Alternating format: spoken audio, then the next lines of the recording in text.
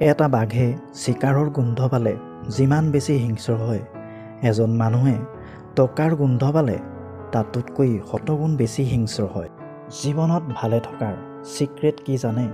কাৰো কথা কেতিয়াও গাত নলগাব। আপোনাক লৈ যে কোনোবাই যিটি কথা কৈ থাকে তাৰ তিনিটা কাৰণ আছে। ১. যেতিয়া সেইসকলে আপোনাৰ স্থানত উপনীত হ'ব নোৱাৰে। ২. আপোনাৰ যিখিনি আছে তেওঁলোকৰ হয়তো সেইখিনি নাই। ৩. তেওঁলোক আপোনাৰ দৰে হ'ব বিচাৰে কিন্তু হ'ব পৰা নাই। পৃথিৱীৰ নিয়মবোৰ সঁচাই বৰ অদ্ভুত।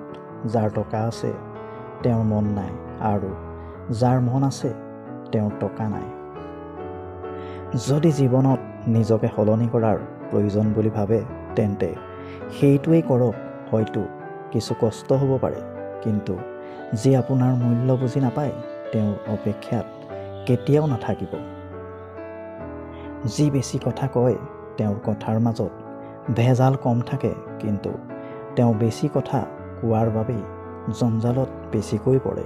বৰষুণ দিলে সকলো পক্ষীয়ে ক'ৰবাত নহয় ক'ৰবাত আশ্ৰয় লয়, কিন্তু ঈগলে মেঘৰ ওপৰেৰে উৰি সেই বৰষুণকো তলত এৰি থৈ যায়।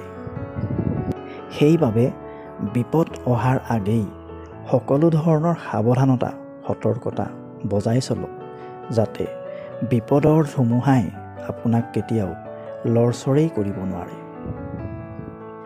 কাকো মনৰ ঘাঁ টুকুৰা দেখুওৱাৰ চেষ্টা নকৰিব, কাৰণ মানুহৰ ওচৰত ঘাঁ শুকোৱা মলম নাথাকিলেও কটা ঘাত ছটিয়াবলৈ নিমখ কিন্তু থাকেই।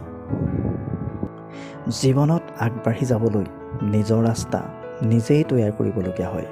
তাত আপোনাক কোনেও সহায় নকৰে। আচলতে বাস্তৱ জীৱনটো সঁচাকৈ বৰ কঠিন।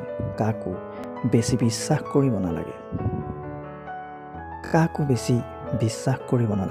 কাকো বেছি ভাল পাবও নালাগে।